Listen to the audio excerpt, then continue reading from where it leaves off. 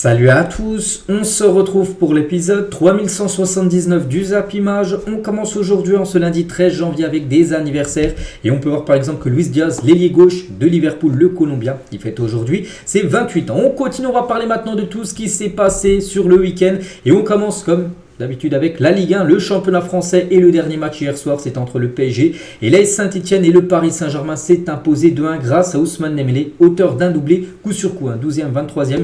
Il a marqué 2 buts, Ousmane, un but sur penalty, un magnifique but où il sa spéciale, couloir droit, puis il revient dans l'axe et une grosse frappe du pied gauche, je crois, son but, contre un magnifique but de David Dashvili, joueur de l'AS Saint-Etienne sur un coup franc direct. Donc voilà, concernant les buteurs. Et concernant les statistiques, j'aime bien vous les montrer quasiment à chaque rencontre. Donc là, le PSG, plus de 25 tirs, 9 tirs cadrés, le score a même pu être encore plus lourd, parce qu'il y a eu comme 7 arrêts du gardien de l'AS Saint-Etienne qui a réalisé comme un gros match. Regardez les XG, les gars, 4.02, comme j'ai dit, un XG ça équivaut quasiment à un but. Le PSG aurait même mérité de marquer 4 buts, ils en ont mis 2. Et l'AS Saint-Etienne 0.18 en XG, ils ont mis un but, alors qu'ils auraient mérité de marquer 0 but. Bon bref, ça a été un peu plus serré à niveau sur le résultat. Et Paris du coup garde le rythme, et ça fait la une du journal L'équipe aujourd'hui. Le plus dur reste à faire, parce que là oui c'était Saint-Etienne, mais là il y a des gros matchs. Bon, il y a Espali après-demain qui a un match de Coupe de France, mais par exemple là tiens dans 9 jours les gars, le 22 il y a le match contre Manchester City, et là bien sûr on verra vraiment ce que vaut cette équipe parisienne. On continue, tiens, on va parler de ce joueur parce que c'est lui qui a été élu homme du match. Je ne sais même pas les gars, je vous cache pas, c'est le premier coup que je vois un joueur de Ligue 1 remporter ce prix, le prix bleu là. Je pensais voilà, quand tu étais élu homme du match en Ligue 1 tu ne recevais pas de prix, là il a reçu ce prix là, peut-être depuis le début de saison, mais j'ai toujours pas vu d'image avec un joueur remportant ce prix là. Bon bref, c'est Dembélé qui a reçu le prix MVP, donc le meilleur joueur de la partie, donc félicitations à lui. Et c'est vrai qu'il a été bon, auteur d'un doublé, Ousmane, et le joueur le plus décisif de Ligue 1, c'est Ousmane Dembélé, ex-aequo avec Mason Greenwood. Donc Dembélé c'est 10 buts et 4 passes décisives, donc 14 fois décisif en ce début de Ligue 1. Greenwood, je crois que c'est lui, je sais plus, il a 11 buts et 3 passes D, donc voilà 14 lui aussi. Donc voilà, Dembélé les gars c'est quand même très très fort, et aujourd'hui dans le journal L'équipe une note de 7 sur 10 par rapport à sa performance, donc bon match de sa part, alors que Gonzalo Ramos une note de 3, un mauvais match de la part de l'attaquant portugais. Et concernant Luis Enrique, donc journaliste là de DAZN, ils nous ont posé une question: qu'est-ce que vous avez pensé de la prestation de Ousmane Dembélé? Donc il a dit: je n'en pense rien, je suis très content pour la victoire, mais je n'en pense rien. Voilà, comme les mots, la phrase très surprenante, on a pu dire voilà, qu'il est content, parce que c'est grâce quand même à Ousmane Dembélé que le PSG s'est imposé, mais il pense rien. Il pense rien de la performance d'Ousmane. On va parler d'un joueur, donc lui c'est totalement l'inverse d'Ousmane Dembélé, c'est Barcola. Barcola les gars, ça continue, il n'arrive plus du tout à marquer. Son dernier but remonte au 9 novembre 2024, dernier but ou même dernière passe D. Ça fait 12 matchs d'affilée, ni buteur ni passeur D. C'est quand même long, 9 novembre, on est quand même le 13 janvier, ça fait déjà 2 mois et quelques jours les gars, qui n'a toujours, 0 fois décisif. Donc il va falloir qu'il se réveille, bien sûr. Bradley Barcola, pourtant il provoque beaucoup, il y a toujours beaucoup d'intensité, beaucoup de danger, mais le problème c'est la finition. Il l'avait en début de saison, mais là il l'a perdu depuis 2 mois, et c'est un gros problème. On va parler d'Achraf Hakimi qui a disputé hier comme son 100e match sous les couleurs du PSG, un légende total pour moi du côté de Paris, certainement le meilleur joueur cette saison du côté du Paris Saint-Germain. Achraf, donc voilà, le Marocain rentre un peu plus encore dans la légende bien sûr du club. Et toujours, et pour finir sur cette rencontre, on va juste parler quand même du but magnifique quand même du joueur de l'AS Saint-Etienne sur ce coup franc direct où Donnarumma n'a rien pu faire, donc sublime but pour les Verts, mais ça n'a pas suffi vu que c'est une défaite 2-1. Voilà ce qu'on va dire sur ce PSG Saint-Etienne. On continue avec une autre belle rencontre, c'était samedi soir entre le Stade Rennais et l'Olympique de Marseille, et c'est l'OM qui continue vraiment cette série quand même incroyable de matchs d'affilée en gagnant.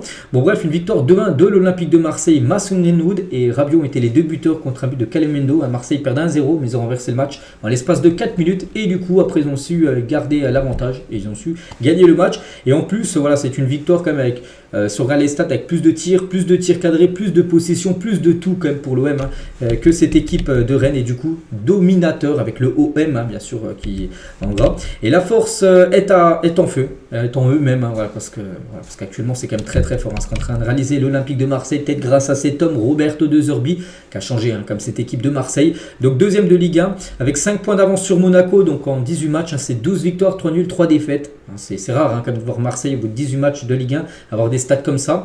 Donc 43 buts marqués, en plus ça marque beaucoup. beaucoup. Ça gagne beaucoup. Mason Greenwood, co-meilleur buteur de la Ligue 1. Donc voilà, c'est vraiment très fort. Et surtout à l'extérieur, à Marseille, c'est la meilleure équipe à l'extérieur cette saison.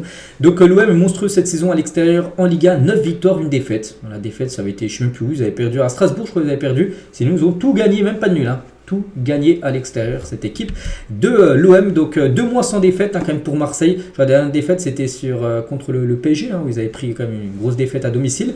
Mais depuis, voilà, ils ont quand même joué Lens, ils ont joué Monaco, Lille, voilà, des gros clubs, Rennes, tout ça, Saint-Etienne. La plupart des matchs ils ont gagné. Donc là ils ont fait un nul aussi contre Lille. Tiens, qu'ils affronteront demain. Demain il y a Marseille-Lille sans Coupe de France au Vélodrome. Donc on verra ce que ça va donner. Donc 6 victoires sur les 7 derniers matchs bien sûr pour l'OM. Actuellement tous les voyants sont au vert. Donc voilà, ils étaient devant le parcage bien sûr visiteur où il y avait encore beaucoup complet comme d'habitude bien sûr. Surtout là que les supporters se déplacent en nombre vu que l'équipe tourne très bien.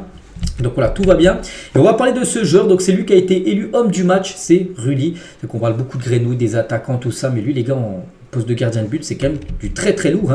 Et encore un penalty arrêté. Déjà 3 penaltys subis cette saison. Les 3 arrêtés, il n'a pas pris un penalty. Rulli, c'est fou quand même, c'est statistique. Donc il a détourné les 3 penaltys qu'il a eu à faire face cette saison avec son club de l'Olympique de Marseille. Ça compte des points parce que par exemple, là, je sais pas, ils avaient marqué ce penalty là, ça aurait fait 2-2 et ça aurait été 2 points au moins au classement pour l'OM. Mais du coup, vu qu'il a fait ce penalty, cet arrêt décisif, ça équivaut à un but ça. Donc du coup, voilà, ça donne 3 points bien sûr. À l'Olympique de Marseille, note de 8 sur 10 tout simplement dans le journal de l'équipe par rapport à sa performance. Greenwood une note de 7 parce que Greenwood aussi c'est très fort. Buteur et passeur des Mason Greenwood. Et c'est simple, c'est le joueur le plus décisif de Ligue 1 cette saison. Ex-aequo avec Ousmane Dembélé. Donc 11 buts et 3 passes D, donc décisif 14 fois comme Ousmane qui a 10 buts lui. Et 4 passes décisives.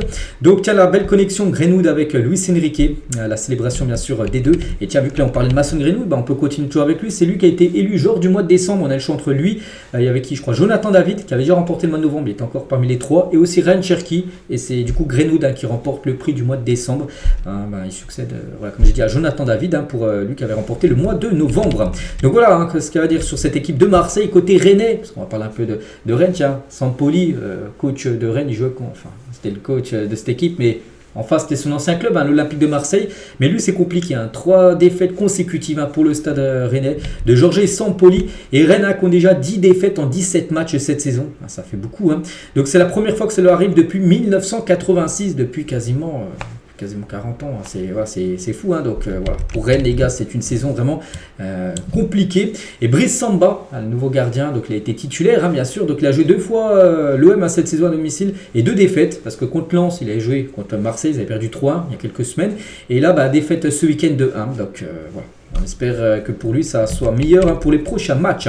On continue, on va parler cette fois-ci d'une belle affiche. Brest contre l'équipe de Lyon, et c'est Brest qui s'est imposé 2-1. Je regarde en plus le match, c'est vraiment été une belle partie. Il y avait beaucoup d'occasions, tout ça. Donc Camara et Ayor qui ont été les 2 buteurs. Et Verretou a été buteur côté olympique lyonnais. Donc c'est Brest qui réalise bien sûr la bonne opération, vu que c'est l'équipe qui a pris les 3 points. Et Mady Camara, les gars, il a fait un gros match. Donc buteur à la 8e minute de jeu. Et passeur D sur Ayor, en plus une magnifique passe D. Une talonnade, les gars, où Ayor qu'il arrive. En plus il a la place après. Mais voilà, décisif sur les 2 buts à Mady Camara. Et à noter que ce match, les gars, aurait pu finir peut-être à 3-2 parce que les 2 équipes ont marqué 2 buts, enfin chacune un but, mais à chaque fois ça a été annulé par la VAR, mais pour une question de millimètres hors jeu. Tout d'abord, le but de Corentin Tolisso a été refusé, pour je sais pas, peut-être 1 ou 2 cm, c'est tout. Et la même chose pour Mama Baldé, lui aussi les gars, c'était après, pareil, son but a été annulé, donc il venait de marquer, mais voilà, pour une question aussi d'hors jeu, une question de centimètres. On continue avec un autre match, le Stade de Reims contre l'OGC Nice, et c'est Nice qui réalise quand même une très bonne opération, s'imposant 4-2 à Reims. Donc Guessant, Laborde, même doublé de Laborde et un but d'Abdi. Voilà, donc parfait bien sûr pour le GC Nice. Très belle victoire, 15 tirs, 10 tirs cadrés pour les Niçois. Et du coup 4 buts marqués. On va parler de ce joueur Evan Guessant qui a marqué le premier but à la 28e minute de jeu. Enfin, premier but côté niçois. Et cette saison les gars, c'est 17 matchs, 9 buts et 4 passes D pour lui. C'est quand même des stats incroyables bien sûr. Pour ce joueur les gars qui serait ciblé, donc on apprend aujourd'hui, par l'Olympique de Marseille qui aurait l'intention de signer Evan Guessant, l'attaquant ivoirien, cet hiver.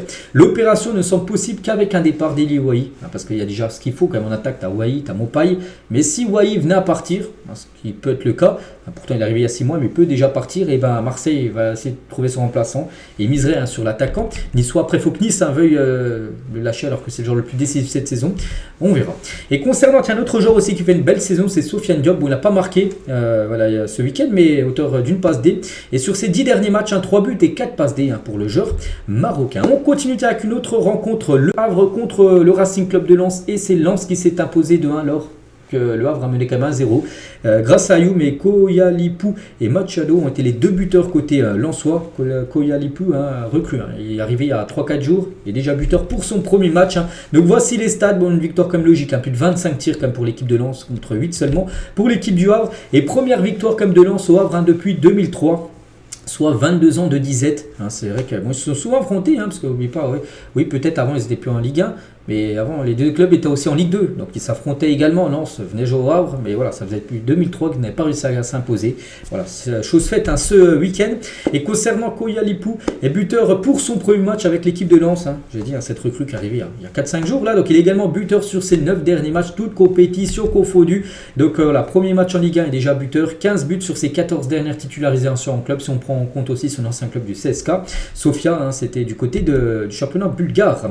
On continue avec ce Toulouse contre Strasbourg, et c'est Strasbourg qui réalise une très bonne opération s'imposant 2-1 grâce à Emega, il l'appelle Emegot du côté de Strasbourg parce que c'est un très très bon joueur, lui qui a inscrit le doublé. Donc voici les stats, pourtant ultra efficaces à Strasbourg, 2 tirs cadrés, 2 buts, et l'équipe de Toulouse c'est 5 tirs cadrés mais seulement 1 but marqué. Emmanuel Emega, donc le double buteur, donc 12 matchs, 6 buts et 2 passes D quand même pour l'attaquant strasbourgeois. Et Strasbourg est bouillant, donc une victoire contre le Havre, contre la Auxerre, contre Toulouse, les 3 derniers matchs, 3 victoires. Donc prochain match pour eux, prochain déplacement, ça sera Marseille en Ligue 1, une équipe aussi qui tourne très bien. Et on finit avec ce tour de la Ligue 1 avec ce Montpellier-Angers, 2 équipes qui vont jouer le maintien. Donc c'est Angers qui réalise la très bonne opération s'imposant 3-1 du côté de Montpellier. Donc Montpellier, on va voir, Savanier a été buteur sur penalty, alors double carton rouge, Kouyaté et Ferry en l'espace de 2 minutes, ils ont pris 2 rouges. Bon, il restait une poignée de minutes à la fin, mais voilà, ce qu'on retient c'est la victoire bien sûr de Angers, 21 tirs, 8 tirs cadrés pour Angers, donc 3 buts marqués. Donc l'équipe Montpellier, c'est les stats divisées par 3 par rapport à celle d'Angers, donc la victoire est plutôt logique. Bien sûr pour les Angevins c'est compliqué quand même pour Montpellier cette saison, et Montpellier un bas record vieux de 46 ans. Montpellier traverse une série noire et devient donc ce week-end la première équipe à encaisser 42 buts, déjà leur 42e qu'ils ont pris là avec la défaite 3-1. Donc après 17 journées de Ligue 1, c'était plus arrivé depuis 46 ans, c'était Nice à l'époque, j'ai pu voir aussi la stat qui avait aussi pris autant de buts. Voilà, donc en attaque ils marquent peu, en défense ils prennent énormément de buts. Le club de la Paillade est dernier de Ligue 1, on ne voit pas comment ils vont pouvoir se relever. À part s'il y a bien sûr une réaction, mais pour l'instant, ils s'enfoncent encore plus en plus dans la crise. Cette équipe de Montpellier, et Jean-Louis Gasset est réaliste, c'est le coach de Montpellier. Il faut parler, il faut dire qu'on est déçu, il faut regarder la réalité en face. La mission était très difficile. Aujourd'hui, c'est mission impossible parce que tu perds contre un concurrent direct au maintien. Donc il reste un demi-championnat. Il y a beaucoup de points en jeu, mais on a perdu au Havre, on a perdu à Saint-Etienne, et on perd chez nous contre Angers, une équipe aussi où Montpellier, s'ils auraient gagné, ils ne seraient pas passés devant Angers, mais ils auraient pu grappiller des points sur eux. Donc il va falloir un petit miracle tout simplement, il va falloir gagner des matchs, et pour l'instant il n'y arrive pas, cette équipe de Montpellier. On va juste parler de Savanier les gars, parce qu'il a marqué une défaite 3-1, mais il y a eu un but de Montpellier, c'est Savanier sur penalty, et lui c'est comme un gros tireur de penalty, sur ses 17 derniers penalty il en a raté aucun, 17 penalty, 17 marqués. On ne croyait pas que les pénaltys c'est facile, il faut les marquer, il les a tous marqués. Il égale ainsi le record du 21e siècle détenu par Fabinho, le joueur brésilien. Cassez-vous tous, alerte rouge à Montpellier en perdition. Voilà la banderole des supporters de Montpellier par rapport à la crise totale bien sûr que traverse l'équipe. Donc voilà les gars, tout ce qu'il y a à dire sur cette journée de Ligue 1. On avait parlé aussi de Nantes, Monaco et Auxerre. On a parlé samedi vu que les matchs ont lieu vendredi. Donc concernant la meilleure équipe, enfin l'équipe type de cette 17e journée, les meilleurs joueurs, au Paris Méga, bien sûr l'attaquant strasbourgeois auteur d'un doublé, il est dedans. Dembélé, doublé aussi, il est présent dedans. Diop, qui a été auteur d'une passe décisive contre Reims, il est présent dedans. Il y a aussi Hochberg. Il y a qui d'autre qu'on pourrait voir, je sais pas, Perrin, le gardien de, enfin je crois qu'il s'appelle Perrin Persin, le gardien de la Auxerre, qui a aussi été exceptionnel. Concernant le classement des meilleurs buteurs sur cette Ligue 1, ils sont 2 ex-aequo maintenant, Jonathan David et Mason Greenwood. Les deux sont à 11 buts inscrits en Ligue 1, devant Barcola qui ne marque plus depuis 2 mois, mais il est toujours à 10 buts parce qu'il a commencé fort comme ce début de saison. Et Dembélé Dembélé les gars qui revient maintenant sur Barcola et Guessant juste en dessous. Donc voilà, concernant le classement des meilleurs buteurs. Et le classement tout court cette fois-ci de la Ligue 1. Donc le PSG reprend ses points d'avance sur Marseille. Donc Marseille 36, mais Marseille fait un creux sur Monaco. 5 points d'écart entre l'OM et Monaco. Et après, bon, il y a Nice, il y a Lille, il y a Lyon, il y a Lens. Donc voilà. Puis pour revenir sur Montpellier, hein, comme il joue contre Angers, j'ai dit, hein, donc là, très mauvaise opération. Montpellier 9 points. Le premier non relégable, c'est Nantes, 16 points. Il y a déjà quand même 7 points de retard, bien sûr, pour l'équipe de Montpellier. Donc voilà ce qu'il y a à dire sur la Ligue 1. On bascule très rapidement sur la Ligue 2. Il y avait des matchs samedi, les gars. On peut avoir quelques résultats. Tiens, Lorient, leader, a fait 0-0 contre Metz. Le Paris FC a enfin imposé, eux qui restaient sur beaucoup de nuls.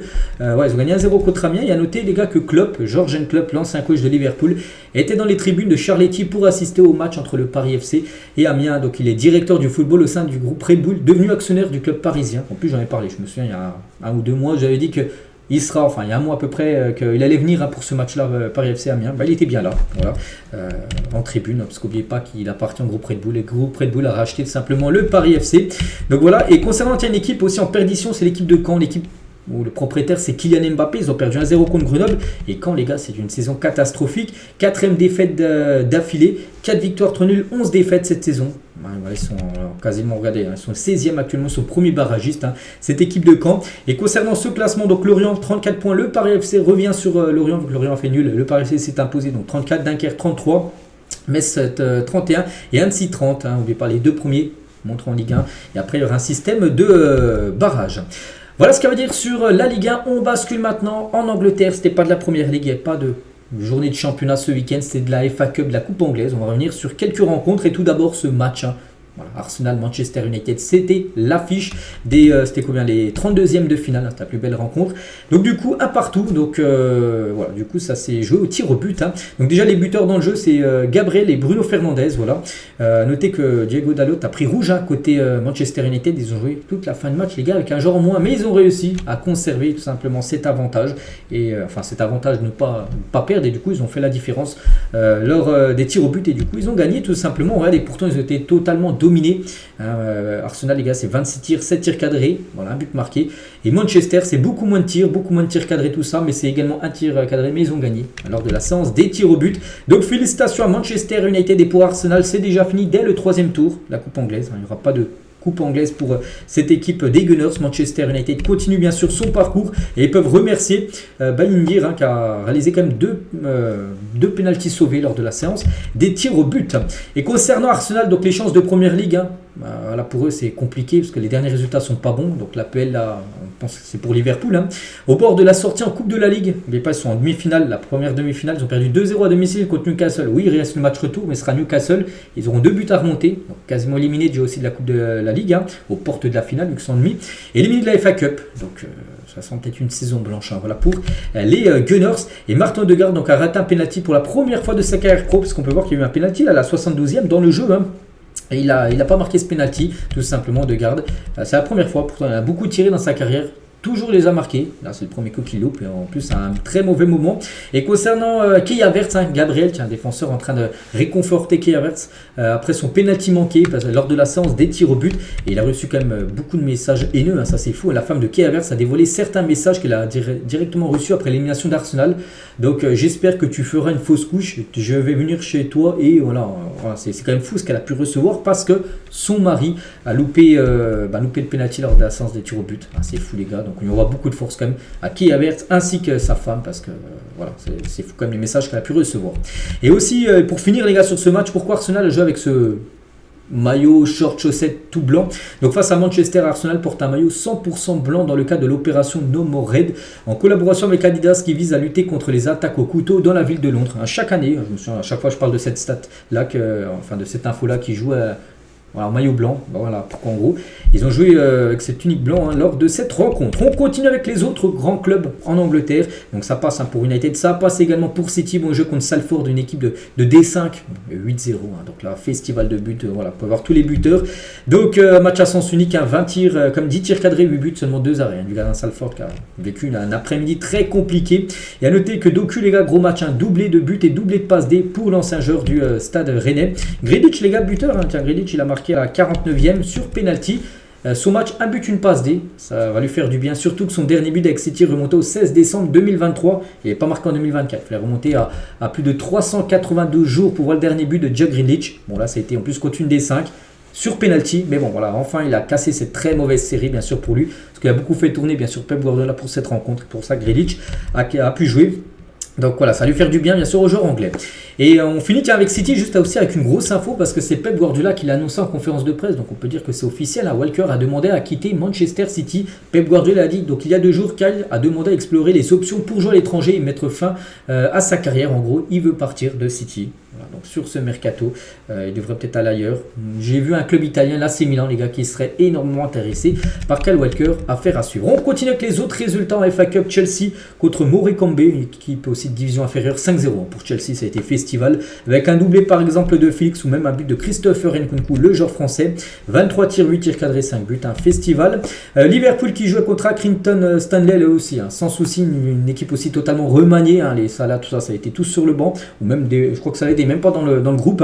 Donc c'est plutôt des joueurs qui jouent peu, qui ont joué, comme Chiesa, les gars, qui a été en plus buteur, donc 4-0 pour les Reds.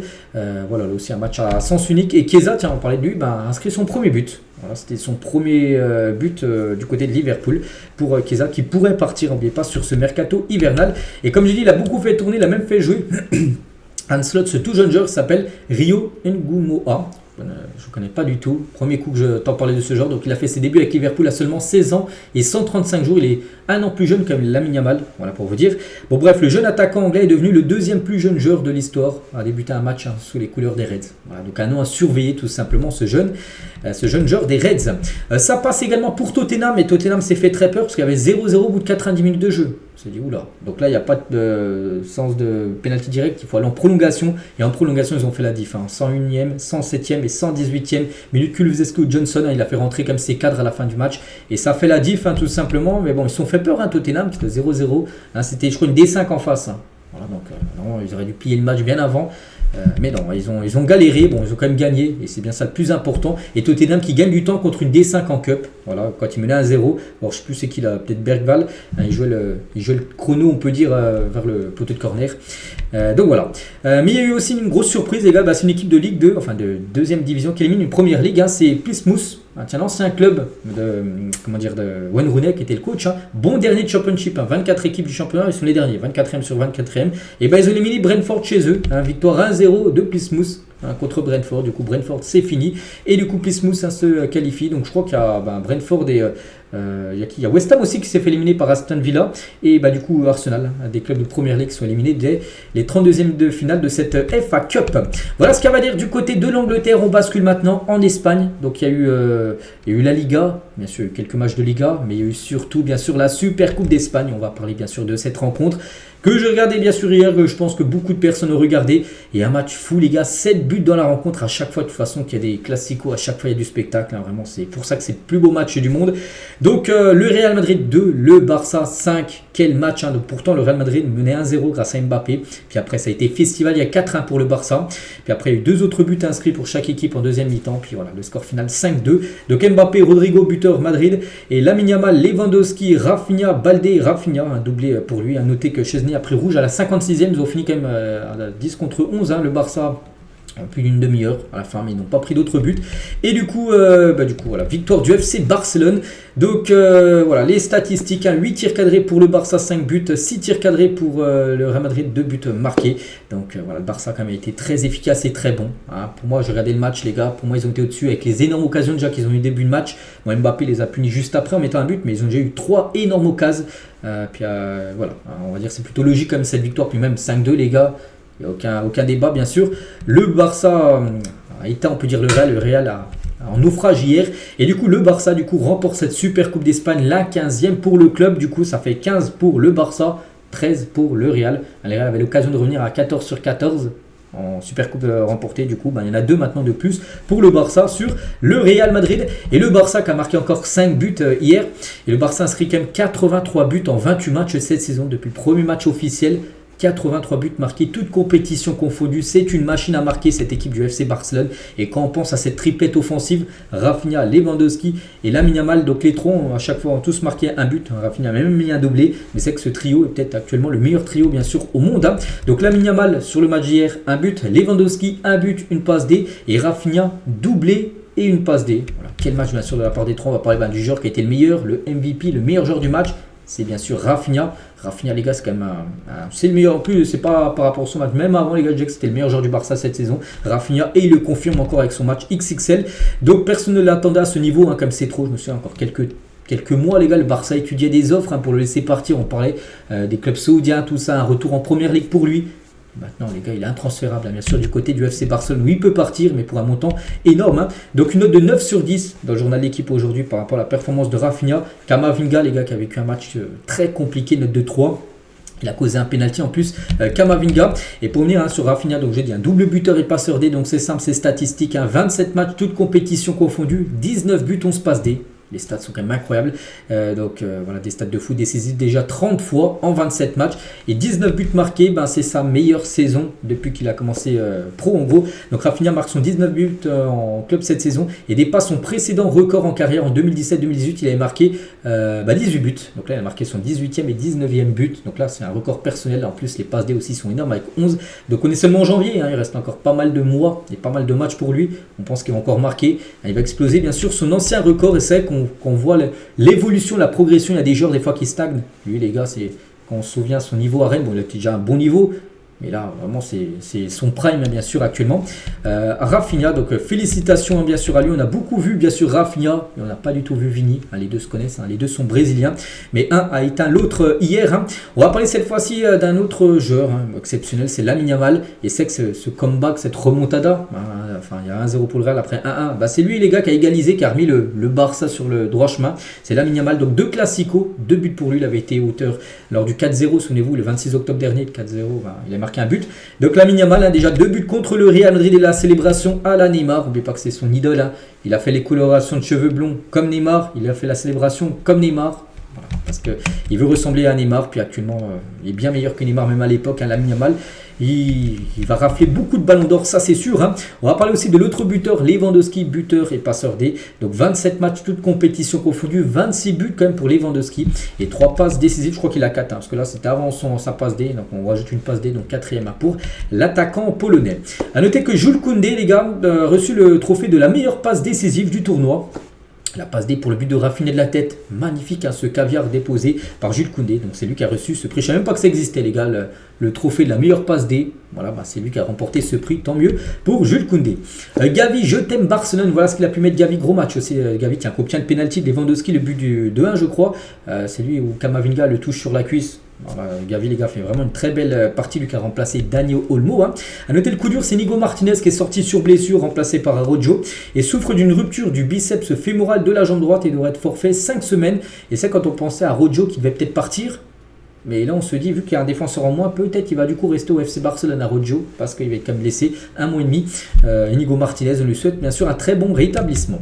On va parler d'Hansi Flick, c'est simple, 7 finales dans sa carrière. 7 trophées, 7 victoires. Donc une avec le Barça et tous les autres, c'était avec le Bayern à l'époque où il arrivait souvent en finale, que ce soit en Super Coupe d'Allemagne, en Ligue des Champions, il a gagné contre le PSG, ou en finale de Coupe d'Allemagne, à chaque fois il gagnait les finales. Il continue bien sûr cette série, 7 finales, 7 titres pour Hansi Flick.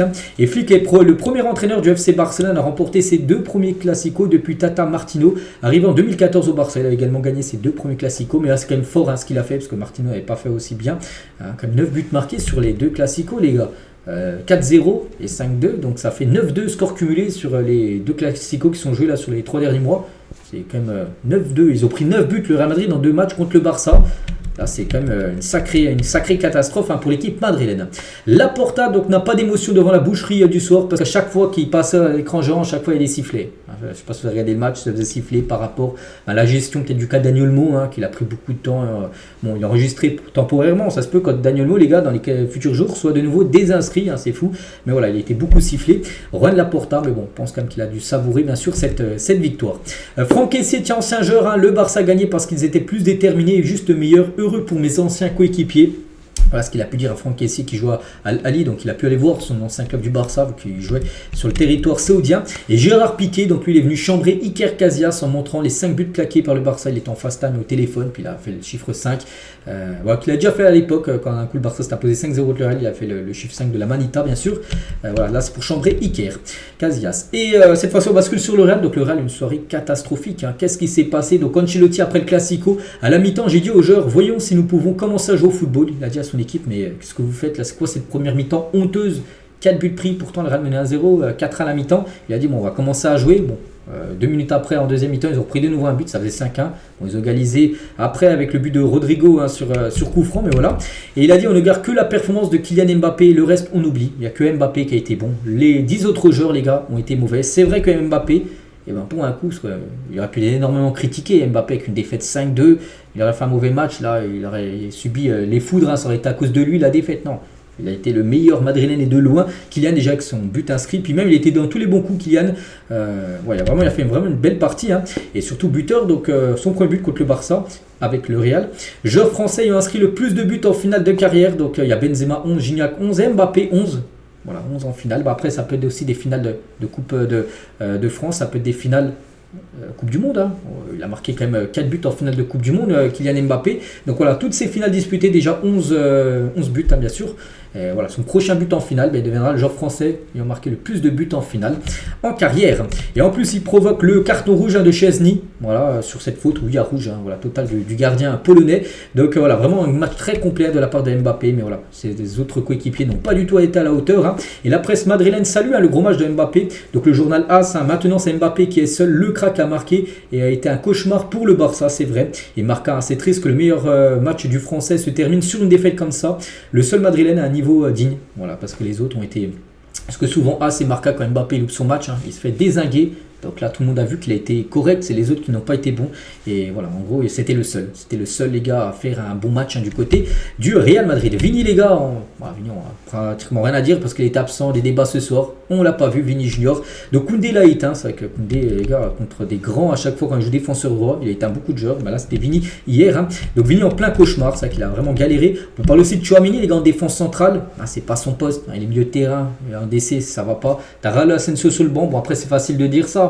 Mais voilà, c'est peut-être un mauvais choix bien sûr d'Ancelotti d'avoir mis Tchouaméni de nouveau en défense centrale. Peut-être là avec cette grosse défaite, peut-être le Real Madrid va se bouger là sur ce mercato pour chercher un défenseur central. Et Pérez, les gars, Luka Modric, à un moment donné, il fallait bien qu'on perde une finale. Voilà ce qu'il a pu dire Pérez à Modric. Et en parlant de Modric, a été le seul à s'arrêter en conférence de presse à la fin du match où les joueurs passent devant la presse et il y en a ici, soit tu t'arrêtes, soit tu t'arrêtes pas. Donc, tout le monde a filé tout droit, à part Modric, les gars, il y a eu quelques mots. Il faut féliciter Barcelone car ils ont fait un grand match. Ils ont été meilleurs, c'est tout. C'est vrai qu'il n'y a pas eu de débat. Comme le 4-0, le Barça était au-dessus du Real, là c'est la même chose. Il n'y a pas un scandale. La victoire est totalement logique. Donc le seul madrilène à avoir parlé, sinon tous les autres, personne s'est arrêté en conférence de presse. Donc voilà les gars ce qu'il y a à dire sur cette victoire du FC Barcelone. Premier trophée pour eux. L'année dernière ils avaient fait saison blanche. Le Barça 0 trophée sur toute l'année 2024. Là ils commencent au bout de 12 jours, enfin 13 maintenant qu'on est aujourd'hui. Donc avec déjà un trophée pour le FC Barcelone. On continue toujours avec l'Espagne, mais cette fois-ci on va parler de la Liga parce qu'il y a aussi des matchs de championnat ce week-end. L'Atlético contre Osasuna et l'Atlético s'est imposé 1-0. Alvarez buteur à un peu moins avant l'heure de jeu. Donc voilà, parfait bien sûr pour l'Atlético. Petite victoire, voilà 5 tirs cadrés, un but, mais 1-0 ou 25-0, c'est pareil, ça donne 3 points au classement. Et donc le buteur c'est Alvarez, les gars, déjà son 13e but de la saison, toute compétition confondue. Et l'Atlético actuellement c'est la meilleure équipe d'Europe. Pourquoi? Parce qu'il reste comme sur 14 victoires d'affilée, c'est fou un record dans l'histoire du club. Donc 35 buts inscrits, 8 buts seulement concédés, 8 clean sheets, 14 victoires. Jamais l'Atlético a enchaîné 14 victoires d'affilée dans son histoire. C'est un record actuellement historique, bien sûr, pour le club. Donc voici les 14 derniers matchs. Voilà, donc, il y a le PSG dedans, souvenez-vous, ils avaient gagné 2-1. Il y a plein d'équipes, bien sûr. Bon, après, en gros club, c'est vrai, il y a eu le Barça quand même qu'ils ont pu gagner. Sinon, c'est vrai que c'est quand même des équipes. Las Palmas, Mallorca, Alaves, Prague, Valladolid, Séville qui a du mal, Retafe, Osasuna, mais ils ont fait le taf. Voilà, ils ont quand même gagné voilà, tous ces gros matchs. Enfin, ces matchs, on va dire, à leur portée, ils ont tous à chaque fois gagné. Il y avait une autre rencontre, Séville contre Valence, 2 partout. Pourtant, Valence pensait mener le 1-0, puis ils se sont fait égaliser par Pedrosa à la 93e minute du match. Du Du coup, partage des points entre ces deux équipes. Un dommage, bien sûr, pour Valence qui craque en fin de match. Tous les autres résultats, à noter que le Barça, le Real, tout ça avait joué. Par exemple, le Real, ça avait été le 4 décembre dernier. Souvenez-vous, une défaite 2-1 contre Bilbao où Mbappé avait loupé un penalty. Voilà, ça a été ce match qui avait été joué là parce que le Real avait joué ce week-end la Super Coupe d'Espagne. C'est pour ça qu'il ne pouvait pas jouer en Liga. Donc voilà, ça va se finir ce soir avec la Real Sociedad contre Villarreal pour clôturer cette journée. Du coup, le classement, donc l'Atlético en tête, 44 points, 1 point d'avance sur le Real. Et le Barça un peu décroché. Le Barça avec le même nombre de matchs maintenant. Ça, toutes les équipes ont 19 matchs joués. Donc, on peut voir le classement après. Voilà, on sait que le Barça, regardez, ils ont posé quand même à 5-2 au Real hier. Donc, le Barça n'a pas dit son dernier mot, bien sûr, pour remporter la Liga. On continue, on bascule maintenant sur la Serie A. On commence avec le leader, le Napoli contre Hellas Vérone. Au match aller, ils avaient pris 3-0 comme Naples. Donc là, c'était le match retour. Et cette fois-ci, revanche et victoire 2-0 du Napoli. Un but contre Sokan et un but de Zambo Anguissa, donc parfait pour Naples. Donc 3 tirs cadrés, 2 buts marqués. Zambo Anguissa, tiens, parlons toujours de lui, élu homme du match. Quand même sur ses 5 derniers matchs avec Naples, 3 fois il était élu homme du match. Voilà, contre Udinese, contre Genoa, contre Hellas Vérone. Voilà, très bon joueur, bien sûr, l'ancien Marseillais. Et tiens, en parlant de Naples, tiens, on va parler de ce joueur Kvaratskhelia parce qu'il n'a pas joué. Il n'est pas blessé parce que c'est un choix. Il y a un accord lundi aujourd'hui normalement pour l'arrivée de Kvaratskhelia au PSG, certainement.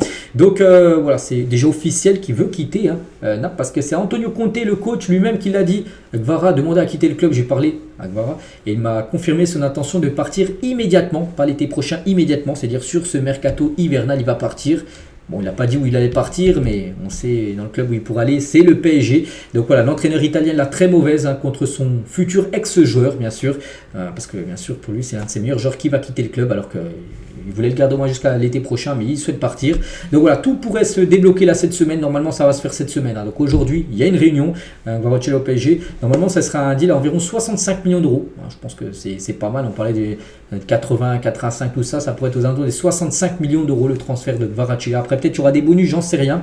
Mais voilà, tout pourrait s'accélérer aujourd'hui, demain, après-demain. Voilà, ça serait bien sûr une énorme signature, bien sûr, pour le PSG. On continue avec les matchs, bien sûr, de Serie A. L'Inter, deuxième derrière Naples, je compte Venise. Victoire 1-0 de l'Inter Milan. Darmian a été l'unique buteur de la rencontre. Donc félicitations à l'Inter qui mérite, bien sûr, sa victoire. L'AC Milan, qui a remporté la Super Coupe d'Italie il y a quelques jours. Et ben ils ont gagné, enfin non, ils n'ont pas gagné, ils ont fait nul plutôt un partout contre Cagliari. Morata et Zortea ont été les deux buteurs du match. Ils mènent 1-0, puis 4 minutes après, ils se sont fait égaliser l'équipe de Milan. Donc en championnat, toujours compliqué pour cette équipe de Milan. Pourtant, 24 tirs, 11 tirs cadrés, il y a eu quand même 10 arrêts du gardien de Cagliari. Et à noter que Calabria et Hernandez, les deux capitaines, ont présenté la Super Coupe d'Italie du côté de San Siro avant la rencontre. La Juventus Turin, c'était le derby. Torino contre la Juve, donc dans la ville de Turin, un partout. Voilà, ça a été encore compliqué. Pourtant, ils menaient 1-0. La Juve, ils se sont fait égaliser. La Juve, les gars, c'est quand même très chaud. Pourquoi c'est chaud? Donc les stats, 9 tirs cadrés quand même pour la Juve, 8 arrêts du gardien du Torino. Alors que Torino, c'est 2 tirs cadrés, un but, seulement un arrêt de la Juve. Bon, bref, c'est la Juve qui totalise quand même 12 matchs nuls en 19 journées. En fait, regardez, cette photo résume très bien tout simplement la Juventus Turin. 0 défaite, on se dit, voilà, ils sont premiers, ils sont trop forts. Mais non, voilà, c'est avec les dessins animés Simpson. Mais en fait, c'est qu'il y a quand même 12 nuls. Voilà, peut-être t'as pas perdu, mais tu as fait 12 nuls en 19 matchs. Tu perds trop de points, c'est pas possible pour viser, bien sûr, le titre de champion d'Italie.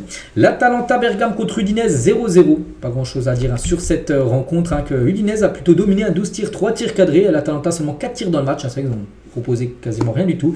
Et du coup, 0-0. Et notez que Oumar Solet a été désigné homme du match lors de cette rencontre contre Naples, contre l'Atalanta, désolé. Donc, lors de son deuxième match en club, seulement après 6 mois d'absence, il a été blessé 6 mois, il revient. Et voilà, du coup, grosse partie, bien sûr, pour le défenseur français. Bologne contre l'AS Roma, 2 partout. On peut voir tous les buteurs avec le but de Dobvik, l'ancien attaquant de Girona qui a égalisé côté AS Roma la 98e minute de la partie, sinon ils auraient perdu. Et du coup, 2-2, ils ont pris un point. Cette équipe de Rome, un point miraculeux.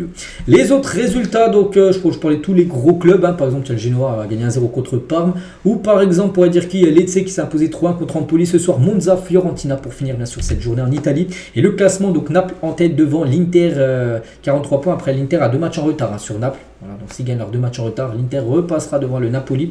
L'Atalanta, 42 points, la Lazio, 36. Et la Juve, toujours 0 défaite, 7 victoires, 12 nuls et 0 défaite. Par exemple, Naples, ils ont fait 2 nuls. La Juve, ils en ont fait 10 de plus de nuls. Voilà, c'est trop de points perdus. On continue cette fois avec le championnat allemand. Le Bayern Munich joue contre Gladbach et ça passe pour le Bayern. Petite victoire, mais une victoire qui donne 3 points. Harry Kane a été l'unique buteur sur penalty à la 68e minute de la partie. Bon, c'est une victoire logique, 23 tirs, 10 tirs cadrés pour le Bayern. Côté Gladbach, c'est c'est 0 tir cadré. Ils auraient même pu marquer beaucoup plus de buts que le Bayern, mais bon, le principal c'est la victoire, elle est là. Et du coup avec ce nouveau but, Harry Kane, c'est 21 matchs, toutes compétitions confondues, 21 buts et 9 passes D, 30 fois décisif, Harry Kane, donc encore une grosse saison bien sûr pour l'attaquant anglais. Leipzig joue contre le Werder et Leipzig s'est imposé 4-2 avec un grand Xavi Simons, le joueur du PSG prêté à Leipzig.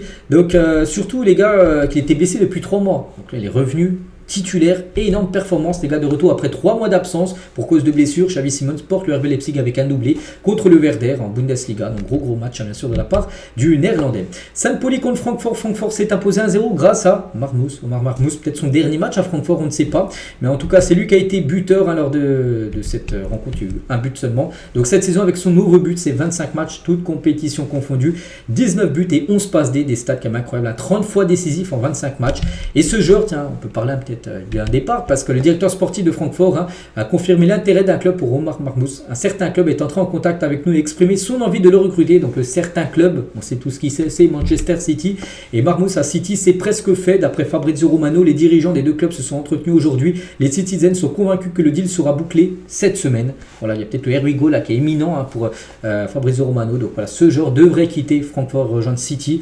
On parle d'un transfert qui pourrait dépasser les 60, 70, 80 millions d'euros. Enfin, c'est ce qu'exige l'équipe de Francfort. J'ai peut-être revu un peu à la baisse le prix, mais voilà, il devrait partir. C'était peut-être son dernier match. En plus, il était buteur. Omar Marmoush. Les autres résultats, il y a un gros match. On n'oublie pas vendredi, on a parlé samedi. Donc Dortmund qui a perdu 3-2 contre Leverkusen. Sur nos autres résultats, je ne sais pas, Stuttgart s'est imposé 1-0. Ou par exemple, Union Berlin qui a perdu 2-0 à Edenay. Mais le classement, donc le Bayern Munich devant Leverkusen, 4 points d'écart entre les deux premiers. Après, il y a Francfort, il y a un creux, 30 points. Leipzig, puis Dortmund sont loin, 8e Dortmund, les gars, c'est une catastrophe absolue. On continue avec également un gros match, les gars, du côté du Portugal, la finale de la Coupe de la Ligue portugaise entre le Sporting et le Benfica. Donc ça s'est joué, il y a eu un partout. Ensuite, les gars, ça allait au tir au but. Et c'est le Benfica qui a été meilleur. De côté Sporting, là, Gyökeres a été buteur dans le match, buteur sur penalty. Il a même marqué, on peut voir Gyökeres également lors de la séance des tirs au but. Di Maria aussi de l'autre côté. Mais voilà, du coup, c'est bien le Benfica qui s'est imposé lors de la séance des tirs au but. Ils ont gagné, je ne sais pas combien de tirs au but. Bon, bref, je sais juste qu'ils ont gagné. Donc, voilà, félicitations à eux. À noter que Gyökeres, c'est un buteur, son 32e but, toute compétition confondue en 30 matchs sous les couleurs du Sporting. On ne compte pas ses buts aussi avec la Suède. Je crois qu'en tout, il a 40 buts. Si on rajoute les buts avec la Suède depuis août dernier. Voilà, donc c'est quand même incroyable, bien sûr, la saison de Victor Gyökeres. Donc, déjà son 5e but sur cette nouvelle année 2025. Et c'est le Benfica, bien sûr, qui réalise la bonne opération en remportant cette Coupe de la Ligue portugaise. Voilà ce qu'il y a à dire sur tous les résultats du week-end. Tiens, on va parler aussi de ça. Il y a un an, jour pour jour, la plus grande CAN de l'histoire débutait. C'était le 13 janvier 2024. Avec cette CAN de fou, les gars, avec la Côte d'Ivoire qui a remporté ce prix, les gars. C'était il y a un an, jour pour jour, le début de cette compète. Et on finit aujourd'hui, les gars, parce qu'il y a énormément d'infos mercato. On est déjà à 40 minutes de vidéo, les gars. Il y a plein d'infos mercato. Je vous sortirai tout ça sur ma chaîne BizBiz Mercato. N'hésitez pas à l'ajouter. C'est voilà, le lundi et le jeudi, je sors une vidéo. Donc aujourd'hui, il y aura une vidéo avec toutes les infos mercato. Il s'est passé beaucoup de choses. Ce week-end, je sortirai ça vers 17h cet après-midi. Donc voilà, les gars, ce qu'il y avait à dire. J'espère que ça vous a plu. On se retrouve demain, mardi, pour le prochain numéro. À demain.